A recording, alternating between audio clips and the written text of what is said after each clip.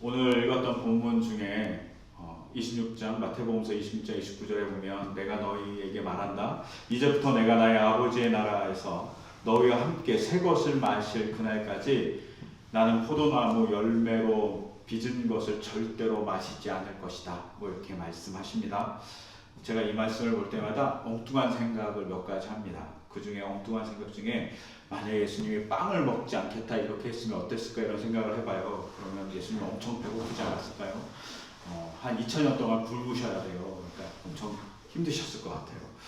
아니면 제가 빵을 먹지 않겠다고 얘기하시면 제가 밥 먹을 때마다 저 되게 불편했을 것 같아요. 아, 예수님 빵을 아직도 못 먹고 계시지 이런 생각을 하면 마음이 불편해요. 그래서 이기적인 저의 개인적인 마음은 포도주를 안 마시겠다 하는 게 대단히 감사한 일이다 이런 생각이 가끔 들어요. 가끔. 그러면서 이런 별 생각을 다 하는 저와 같이 이런 별 생각을 다 하는 학자들도 되게 많아요. 그리고 사실은 포도주를 마시지 않겠다라고 한 것에 대해서, 그러니까 포도로 빚은 것이 포도주잖아요. 어떤 분들은 이렇게 얘기하죠. 예수님이 술을 먹지 말라고 얘기했다. 뭐 이렇게 얘기하는 건데 또 그렇게 얘기하기는 좀 애매모호하죠. 예수님이 하늘나라에서 새 곳으로 먹겠다고 하셨으니까 예수님 포도주를 드시는 거예요. 예수님의 끝과 처음은 처음의 기적은 물로 포도주를 만든 거고 끝은 포도주를 마시는 걸로 끝나요. 포도주 되게 좋아하시는 것 같죠. 이렇게 보면 또 음주를 막 장려하는 것 같잖아요. 이 본문을 어떻게 이해해야 되는지 되게 곤란스러울 때가 있어요. 아니면 한동안 먹지 말아야 되나? 뭐 이런 생각을 하게 되는 본문입니다. 또 이 본문을 읽다 보면 예수님이 술을 묵혀뒀다가 술이 잘 익으면 그때 먹으려고 하나? 이런 생각이 들 때가 말도 안 되는 생각을 하죠. 왜냐하면 저희 아버님이 술을 되게 좋아하셨어요. 술을 정말 매일매일 드셨어요. 반주라고 하나요? 매일매일 드시는데 가끔 술을 이렇게 너무 좋아하시니까 과일주를 담그시는 거예요. 그래갖고 과일주를 담그시고 그것을 개봉하는 날이면 저는 아무 상관 없지만 저희 아버님한테는 축제의 날이었던 거죠. 이렇게 너무 좋아하시는 거예요. 근데 문제가 있죠. 가끔 제가 그 술병을 깨는 거예요. 놀다가 그 술병이 깨져. 그러면 그날은 아버님에도 초상집이고 저한테도 초상집인 거죠. 이런 일들이 비일비재하게 일어나는 거죠. 하지만 술을 담궈놓고 기다리는 마음은 언제나 즐거우셨던 것 같아요. 제 기억에 아주 어렸을 때 제가 이렇게 산동네에 살았거든요. 산동네에 살았는데 아주 어렸을 때 아버님 어디서 뱀을 구해왔어요. 뱀을 구해갖고 뱀으로 술을 담그시겠다고 하신 거예요. 그리고 정말 그 당시에 좀 구하기 어려운 유리병을 하나 구해갖고 거기다가 뱀을 넣고 소주를 붓고 술을 담궈놓고 이렇게 얘기했어요. 기억이 나는 건 한 10년 있으면 맛있어질 거라고 그러신 거예요. 그리고 그냥 이렇게 집에 놓으면 징그러우셨는지 아니면 원래 그런 건지 잘 모르겠는데 땅에 묻으셨어요. 이렇게 집 앞에 있는 땅에다가 묻으셨어요. 근데 곤란한 일이 발생했어요. 저희 집이 이사 간 거예요. 이사 가고 이사 가면서 그걸 팠어야 되는데 바쁘셔갖고 못 파신 거죠. 그래갖고 안 가져가셨어요. 근데 한 10년쯤 묻은 지 10년쯤 지나자마자 아버님이 갑자기 그 집을 찾아가시겠다고. 어린 기억에 제가 한 중학생쯤 됐을 때였을 것 같아요. 그때가 막 아버님 그때 막 찾아가신다고 한 거예요. 그러더니 막 찾아가셔갖고 캐온다고 그 집을 가신 거예요. 결론은 못 찾았다는 거예요. 어디 뒀는지 몰라갖고 이렇게 위치가 좀 그 마을이 좀 바뀌면서 약간 이제 재개발되면서 위치가 바뀌면서 도저히 어디다 숨겼는지를 못 찾으셔갖고 그날 못 찾고 돌아오셨어요. 그러면서 그 마음속에 무슨 마음이 있었냐, 동네 친구들과 같이 이 술을 따서 먹으리라 뭐 이런 강력한 의지가 있었는데, 그리고 그 기쁨을 막 동네 사람과 나누리라 이런 강력한 의지가 있었는데 그게 숲으로 돌아간 거죠. 이와 마찬가지로 예수님이 이렇게 술을 담궈놓고 기다리는 건가? 2000년 기다리는 건 좀 지금까지 2000년 지났는데 2000년 더 이상 기다리는 건가? 이런 생각도 엉뚱하게 해봐요. 근데 사실은 이렇게 술을 읽는 것을 기다리는 건 아니시고 이 본문은 사실은 되게 중요한 의미를 몇 가지 갖고 있어요. 그리고 이 포도주 자체가 유월절 행사에서 아주 중요한 의미를 갖고 있습니다. 유월절 예식을 유대인들이 지낼 때 포도주를 4잔에서 5잔 정도를 마셔요. 5잔을 마신다고 했을 때는 엘리야를 위해서 마시는 것이 추가되는 건데, 일반적으로 엘리야를 위해서 마시는 것을 빼고 4잔을 마십니다. 이 4잔을 마실 때 뭘 언급하면서 마시냐면, 우리가 오늘 읽었던 출애굽기 6장 6절에서 7절의 말씀을 언급하면서 마셔요. 그래서 첫 잔을 이렇게 마시는 겁니다. 첫 잔을 마시면서 뭐라고 얘기하냐면, 이스라엘 백성이 고난 중에 빠졌던 이집트에서 하나님께서 빼어내신 것에 감사함으로 우리가 마십니다. 그리고 찬양을 해요. 그리고 두 번째 잔을 마시면서 뭐라고 얘기하냐면, 이집트의 강제 노역에서 종살이에서 우리를 건져주셔서 감사합니다 라고 하면서 두 번째 잔을 마셔요. 또 막 이제 음식을 나눠 먹고, 세 번째 잔을 마실 때는 뭐라고 얘기하냐면, 하나님 우리를 자기 백성 삼아 주신 것을 감사합니다 그러면서 세 번째 잔을 마셔요. 그리고 네 번째 잔은 하나님께서 우리의 하나님이 되셨습니다 라는 고백을 하면서 네 번째 잔을 마셔요. 그러니까 이 구원의 상징을 갖고 있는 포도주잖아요. 아마도 예수님이 유월절 예식 안에서 성만찬을 하셨기 때문에, 최후의 만찬을 하셨기 때문에 분명히 이런 의미를 담아서 포도주를 막 같이 나눠 마셨던 부분이 존재합니다. 그런데 문제는 예수님이 포도주를 더 이상 안 마시겠다라고 얘기하는 거예요. 그러니까 되게 당황스러운 사건이 발생했어요. 유대인들도 당황스럽고, 더불어서 이것을 읽는 신학자들도 되게 당황스러웠던 거예요. 그래서 많은 사람들이 대체 이건 무슨 의미일까? 신학자들이 고민했다고 해요. 그리고 그 고민에 대한 답들을 몇 가지를 찾았어요. 그리고 몇 가지를 이 시간 잠깐 나누면, 첫 번째는 이런 겁니다. 예수님께서 포도주를 다시 마시지 않겠다라고 얘기한 건 제자들하고 이별하는 것을 상징한다고 보는 거죠. 제자들하고 이제 더 이상 만날 수 없어. 마지막 식사를 하셨던 것에 대한 강조라고 이렇게 신학자들이 얘기합니다. 우리가 가끔 이러잖아요. 누군가하고 이별할 때 다시는 못 봐. 그럴 때 우리가 마지막으로 식사 한번 하자. 그래서 식사하고 그것이 끝인 관계들이 가끔 존재합니다. 그런 것과 비슷하죠. 누가 이민을 가요. 그럼 이민을 가면 마지막으로 식사하자. 그래서 밥 먹어요. 그리고 다시 못 보는 경우들이 있죠. 누군가가 이렇게 병에 아파서 힘들 때 누군가를 다시 만나서 뭔가를 같이 나누고 이게 마지막이야. 그러면서 되게 슬퍼하는 그런 일일 수도 있습니다. 예수님이 이렇게 마지막은 그런 슬픔을 상징한다고 마지막이라고 얘기했을 수 있다. 다시는 먹지 않는다고 얘기할 수 있다. 하늘나라에서만 이제는 먹을 수 있다라고 얘기할 수 있다고 보는 첫 번째 의견이 있어요. 두 번째는 지금까지의 유월절의 의미, 즉 이스라엘을 애굽에서부터 이집트로부터 해방해줬다는 의미는 이제 끝났고 새로운 유월절이 시작된다. 예수님의 구원의 시작 혹은 전 인류의 구원의 시작으로서 이제는 옛날의 포도주의 상징은 사라지고 하나님 나라의 포도주, 즉 새로운 포도주로 우리가 기념하는 일이 생길 거라고 얘기해주는 의미를 갖는다라고 두 번째 대체 의미로 사용합니다. 세 번째는 술을 마시지 않는다고 얘기하신 게 아니라 뭐에 초점을 두냐면, 하나님 나라에서 제자들과 같이 마시겠다고, 너희와 함께 마시겠다라고 얘기해요. 이거는 하나님 나라에 대한 희망을 주기 위해서 제자들에게 이렇게 얘기했다는 거죠. 제자들이 막 예수님이 사라지니까, 예수님이 십자가에서 죽으시고 장사돼서 한 3일 만에 부활하시고 또 40일 있다가 천국에 하늘나라에 가시고 이런 과정 속에서 예수님이 안 계시니까 불안하잖아요. 근데 그 불안을 희망으로 바꿔주기 위해서 내가 너희와 같이 먹을 거니까 희망을 가져, 마실 거니까 라고 얘기하는 의미를 갖고 있다라고 얘기해요.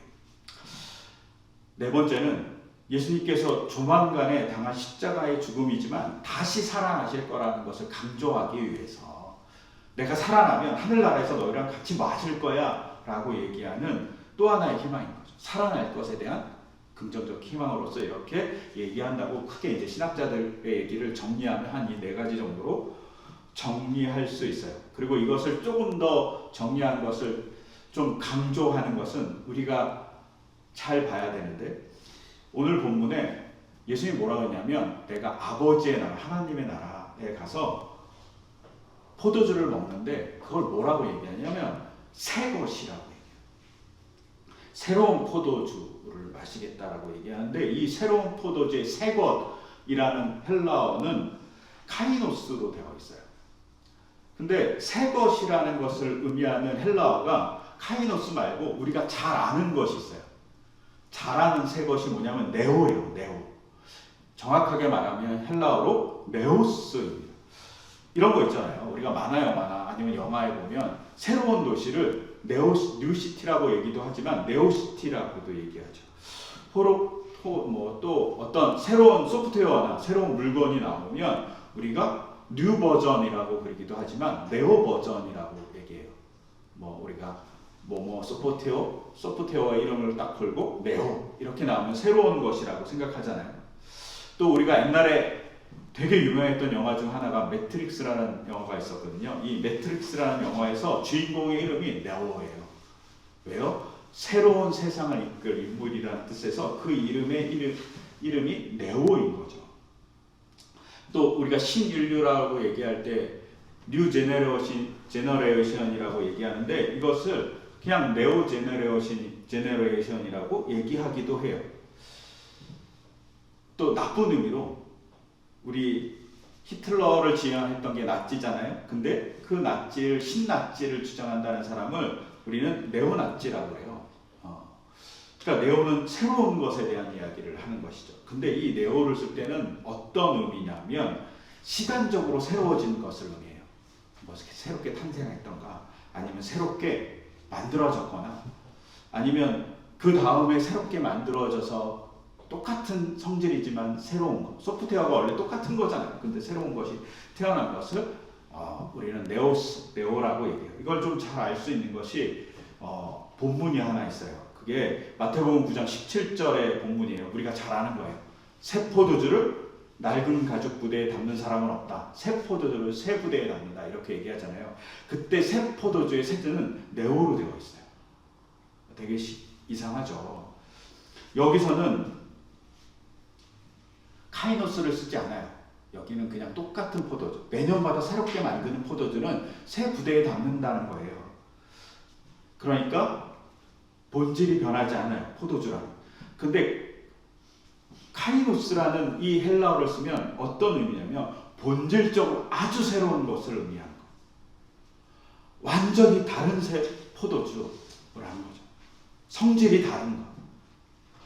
즉 예수님의 구원의 성질이 옛날에는 6월절에 지켰던 것은 그냥 단순하게 이스라엘을 이집트에서 구원한 거면 이제는 그런 성질이 아니라 정말 새로운 성질이라는 거죠.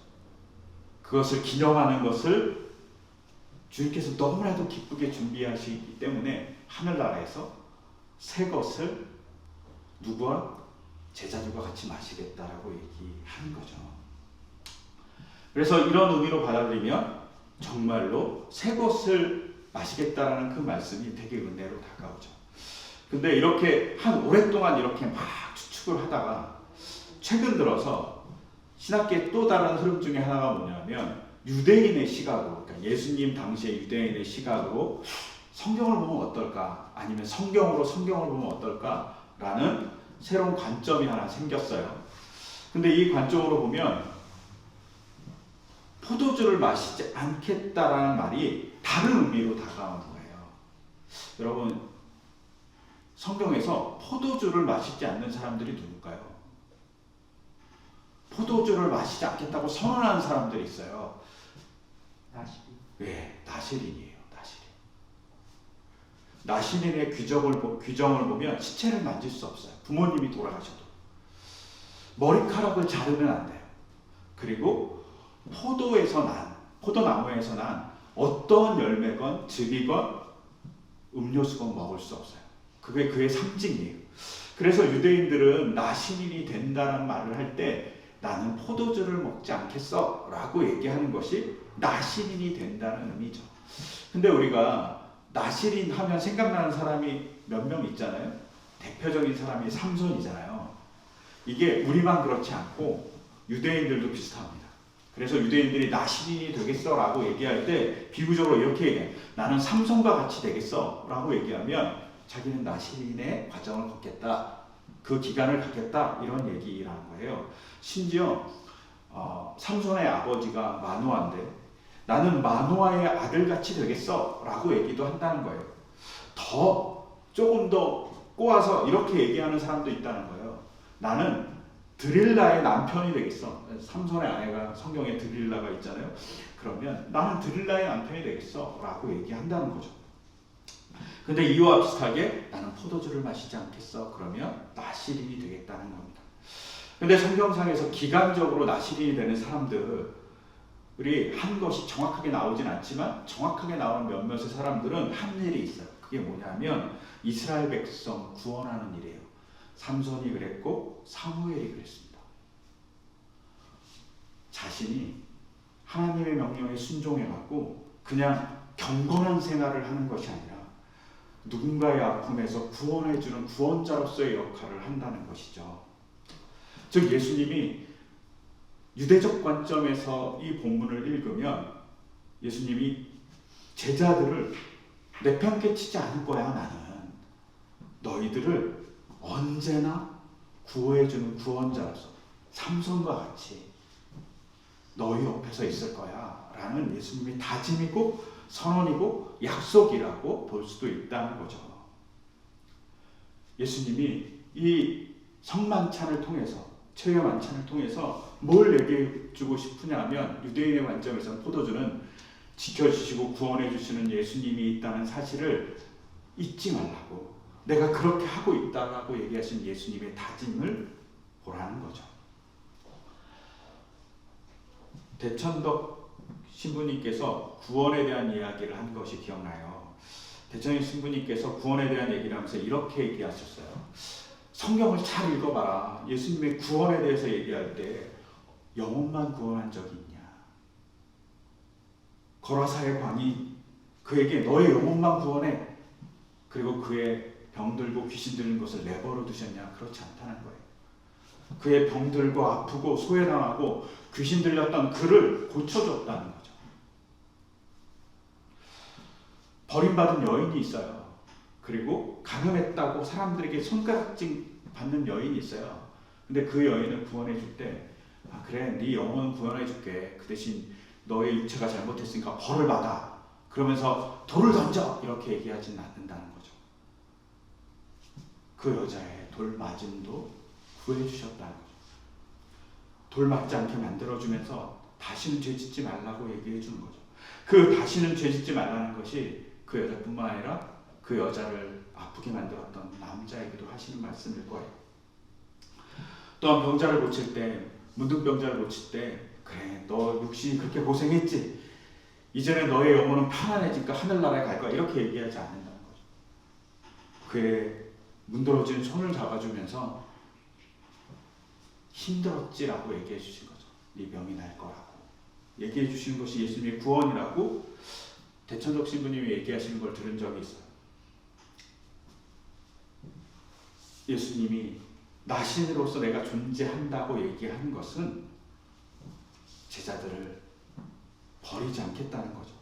제자들의 그 외로움을 그냥 두지도 않고 제자들의 어려움을 그렇게 두지도 않을 거라고 얘기하는 거죠. 언제나 같이 할 거라고 얘기하시는 거죠. 그의 증거가 뭡니까? 예수님이 부활하셔갖고요, 제자들을 막 찾아다녀요. 몇 번이고 찾아다녀요. 제자들이 예수님을 만나고 나서 막, 야, 예수님 부활했어. 이제는 우리가 예수님 말씀대로 행동해야지. 이러지 않고 갈릴리로 도망가갖고 갈릴리에서 나는 이제 어부짓이나 할래 라고 하면서 물고기 잡잖아요. 그때도 찾아가세요. 끊임없이 예수님이 지켜주신다는 거죠. 그 함께 하심이 있다는 거죠. 그리고 그 함께 하심을 정말 강조하는 건 마태복음에만 특징적으로 나타나는데, 오늘 본문에서 뭐라고 얘기하냐면 마태복음 26장 29절에서 너와 함께 마시는 날까지 라고 얘기해요. 누군가와 함께 마시려면 그 사람이 살아있어야죠. 아니면 그 사람이 천국에 같이 가야죠. 그래야지 하나님 나라에서 같이 마시죠. 그 사람은 지옥에 있고 예수님은 천국에 있는데 어떻게 같이 마시겠습니까? 예수님이 부활하셔서 제자들과 같이 하나님 나라를 만들고 하나님 나라로 가기 위해서, 하나님 나라를 오게 하기 위해서 너희와 함께 하겠다는 거죠. 너희를 지켜주겠다고 얘기하는 것이 바로 예수님의 이야기인 거죠. 즉 술을 하나님의 나라에서 마시겠다는 것은 단순하게 그냥 내가 금주할게 이런 게 아니라 내가 나 신인으로서 너희를 지켜주고 나 삼손과 같이 너희를 돌봐주는 자로서 너희를 포기하지 않는다라고 얘기하는 것이 주님의 이야기라고 유대적 시각에서 보면 그렇게 볼 수 있다고 최근 신학에서만 얘기합니다. 저는 이 점이 되게 우리에게 시작점이 있다고 생각해요. 또 하나의 해석이니까. 우리를 포기하지 않는 예수님이 계시다는 거죠. 그러면서 한 가지 의문이 더 들어요. 어떤 의문이 드냐면 예수님의 최후의 만찬 혹은 성만찬으로서의 제정을 왜 6월절 식사로 했냐는 거예요. 6월절 식사를 하신 거에 당연하다고 얘기하는 것이 당연하죠. 왜냐하면 6월절이 구원의 날이니까 그날을 기념해서 6월절 식사를 하고 예수님이 돌아가시기 직전에 한 식사니까 최후의 만찬으로 성찬의 의미를 살려서 그것을 우리가 전통적으로 기념해야 된다라고 얘기해요. 그래서 오늘 읽었던 고린도전서 11장에는 계속 기억하라고 그래요. 이걸 기념하라고 계속 그래요. 그런데 전 가끔 이런 생각해요. 성찬을 최후의 만찬인 그 마가의 다락방에서 한 그것을 가지고 꼭 하라고 왜 하셨을까? 만약에 예수님의 최후의 식사라고 얘기한다면 사실은 최후의 만찬은 말이 안 돼요. 왜죠? 예수님이 부활하셔서 제자들하고 밥을 드셨거든요. 그게 최후의 만찬이죠. 저는 만약에 부활하신 다음에 성찬을 삼으셨다면, 식사로 삼으셨다면 우리가 부활절마다 성찬을 기념하면서 정말 기쁨으로 성찬을 했을 것 같아요. 정말 즐겁지 않았겠습니까? 막 예수님의 부활을 노래하면서 막 성찬해요. 재밌었을 것 같아요. 슬프지 않았을 것 같아요. 혹은 좀 더 과한 생각으로 오병이어 기적을 성찬으로 했으면 얼마나 좋을까요? 성찬할 때마다 막 우리가 기도하는 거죠. 야, 이게 막 뻥튀기 돼갖고 많은 사람들이 먹고 살렸으면 얼마나 좋겠어. 막 그러면서 하면 정말 풍족한 축제가 될 거라고 생각해요. 이 말도 안 되는 생각을 하는 거죠. 근데 제가 이런 말도 안 되는 생각을 하면서 최후의 만찬이 하나님의 성찬이 되고 예수님의 성찬이 되게 하신 여러 가지 이유 중에 제 눈에 들어온 사람이 하나 있어요. 그건 가룟 유다예요. 예수님의 성찬에는 가룟 유다가 있습니다. 만약 부활하신 다음에 성찬을 집례하셨다면 거기에는 가룟 유다가 없습니다. 부활하신 다음에 성찬을 집례하셨다면 예수님을 버리고 떠난 제자들이 없어요. 예수님의 성찬에는 어떤 사람들이 있냐면 가룟 유다가 있고요. 예수님이 배반할 거라고 얘기하는 베드로가 있고요. 아마 베드로뿐만 아니라 모든 제자들이 배반할 가능성을 갖고 있는 그 상태에서 예수님의 성찬이 진행됩니다. 인간이 악한 그 상태, 아니면 연약한 그 상태에서 성찬이 진행된다는 거죠. 그리고 그 성찬 안에서 제자들에게 이렇게 얘기합니다. 떡은 내 몸이야. 내가 너희와 함께 있어. 포도주는 내 언약의 피야. 새롭게 언약을 맺고 하나님의 나라의 기쁨을 누리는 이 펴를 너희가 마셔 라고 얘기하는 겁니다. 즉 그것을 먹고 마시는 자들에겐 하나님과 예수님과 같이 하는 기쁨이 넘치는 순간이 되는 거죠.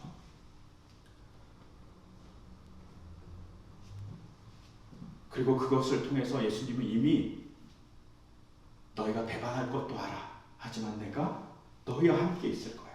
걱정하지 마. 라고 얘기하는 예수님의 사랑의 말이 아니라 사랑의 몸, 사랑의 피가 전달되는 거죠. 그런 아름다운 순간이 배반하려고 했던 제자들의 삶 자리에 있게 하는 거죠. 그래서 저는 그 시점이, 특히 성만찬의 시점이 예수님이 잡히시던 전날 밤이라는 것이 중요하다고 생각해요. 이것은 우리에게도 마찬가지죠. 우리가 믿음이 흔들리고 우리가 배반하려고 하고 우리가 막 정신 못 차리고 있을 때도 주님은 우리에게 다가온다는 것을 상징해 줍니다. 이럴 수는 없지만 가룟 유다가 그 자리에서 해야 될 일은 자기 생각을 버리고 예수님이 잘못됐어. 예수님은 내가 원했던 모습이 아니야. 그러면서 팔아야지. 혹은 돈에 욕심이 나서 예수님을 팔아야지 라고 생각하는 것을 예수님이 나눠주신 빵과 포도주를 마시면서 느꼈어야 하는 것이 정당하다고 볼 수 있습니다. 근데 그걸 하지 못했죠. 그래서 가룟 유다는 부활의 기쁨을 나누지 못합니다. 우리가 해야 될 일은 그런 거예요. 성만찬에서 내가 생각했던 생각과 경험과 습관과 일들을 좀 내려놓고 나 신같이 하나님을 바라보면서 하나님께 순종해 가는 거예요. 그때 예수님을 만나고 경험할 수 있습니다. 그리고 그때 예수님의 사랑, 나의 연약함에도 나의 악함에도 나를 버리지 않는 주님의 사랑을 만나게 되겠죠. 이것이 최후의 만찬이 아니면 성찬이 저는 예수님이 잡히시던 전날 밤에 있었던 이유 중에 하나라고 개인적으로는 생각합니다. 그리고 그 개인적으로 생각하는 것이 저에게 되게 은혜가 돼요. 제가 이번 주 일주일 내내 왜 성찬이 이 시점에 있는가 고민을 되게 많이 했거든요. 그러면서 저에게 주셨던 얘기는 배반할 수 있는 제자들, 가룟 유다도 그 자리에 있었다라는 주님의 얘기였어요. 그리고 나는 그들을 포기하지 않아 라고 얘기하시는 예수님의 다짐이 하늘나라에서 내가 새 포도주로 너희와 함께 마시겠다라고, 너희들을 하나하나를 포기하지 않겠다라고 얘기하는 예수님의 다짐이 다시 다가오더라고요. 이 성찬 본문을 준비하면서 우리가 성찬을 나누지 못한 지 꽤 되었습니다. 코로나 사태로. 이 성찬을 나누는 날이 속히 오기를, 또 이 일상이 회복되기를 소망해요. 그리고 그 성찬을 통해서 우리를 포기하지 않는 예수님을 우리가 만나기를 소망해요. 그리고 그 하나님이 손을 내밀어 주셔서, 예수님이 그 손을 내밀어 주셔서 문득병 환자를 잡아두시지 우리를 잡아주시는 그런 날들이 있기를 소망해요. 특히 코로나 때문에 힘들어하는 많은 사람들을 잡아주시는 하나님 놀라운 역사가 있기를 소망해요. 더불어서 이번 주 크게 뉴스가 됐던 엠번방의 피해자들도 찾아가 주셔서 잡아주시면서 회복시켜 주시는 일들이 있기를 소망해요. 그를 통해서 하나님의 역사가 경험되기를. 더불어서 우리 교인들이 되게 힘들어하는 부분들이 되게 많이 있어요. 경제적으로 힘들어하시는 분도 있고, 사업상에 힘들어하는 분도 있고, 직장일로 힘들어하시는 분도 있고, 육아로 힘들어하는 분도 있고, 또한 개인적인 마음의 아픔 때문에 힘들어하는 분도 있고, 또 미래 때문에 힘들어하는 분도 있어요. 근데 그 힘듦을 주님이 포기하지 않고 우리 옆에 있음을 기억하면서 주님께 한번 그 힘듦을 내보이고, 주님이 잡아주시는 손길을 잡는 우리 있기를 소망해요. 그리고 주님이 잡아주신 그 손길로 인해서 놀라운 역사가 있다고 우리가 고백하는 우리 공동체, 또 우리 공동체의 삶이 될 수 있도록 바라보셨으면 해요. 그리고 그런 바람으로 이 시간 다 같이 찬양 드렸으면 좋겠어요. 준비한 찬양이 예수 가장 귀한 그 이름입니다.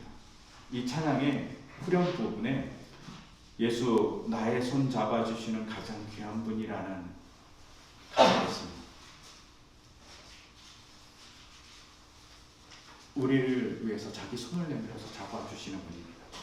그리고 그 손내밀을 통해서 뭘 하시고 싶으냐면 하늘나라에서 우리와 함께 정말 본질적으로 새로운 포도주를 마시며 하나님 나라의 잔치를 하고 싶어 하시는 주님이 있습니다. 우리 인생의 잔치를 만들고 주고 싶어 하시는 주님의 사랑이 있습니다. 그런 준비하심이 있음을 기억하면서 이 시간 같이 찬양 드렸으면 합니다. 다 같이 일어나셔서 우리 예수 가장 귀한 그 이름, 언제나 기도 들어서 우리가 기도할 때 우리의 기도를 들어주시고, 그리고 그것을 통해서 우리의 손을 잡아주시고, 또 하나님 나라에 같이 하게 하셔서 하나님의 나라의 잔치를 참여하게 해주시는 주님을 기대하고, 우리의 아픔을 치유해 주실 주님을 기대하는 마음으로 같이 찬양드리겠습니다. 예수 가장 귀한 그 이름 예수 언제나 기도 들으사 오 예수 나의 손 잡아주시는 가장 귀한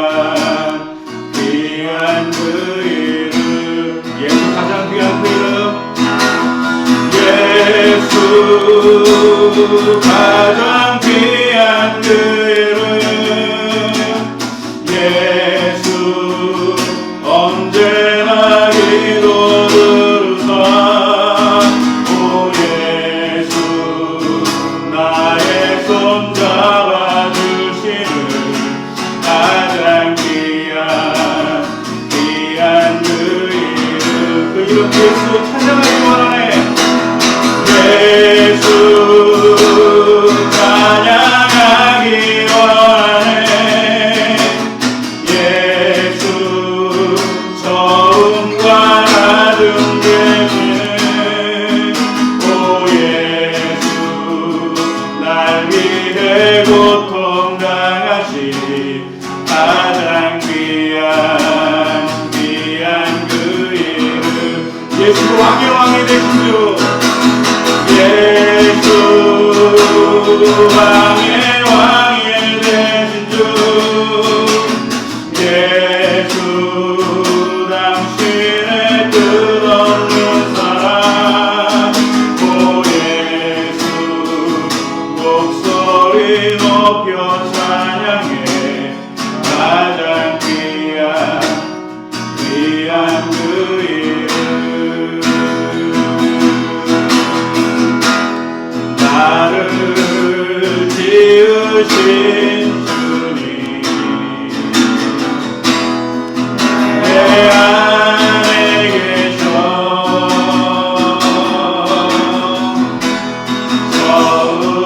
처음부터 내 삶은 그의 손에 있었죠 나를 지으신 주님 나를 지으신 주님 내 안에 계셔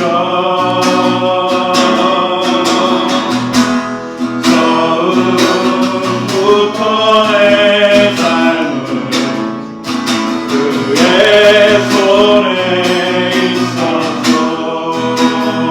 내 이름 아시죠? 내 이름 아시죠 내 모든 생각도 내 흐르는 눈물 그가 닦아주셨죠 내 이름 아시죠 내 이름 아시죠 내 모든 생각도 내 흐르는 눈물 그가 닦아주셨죠 그는 내 아버지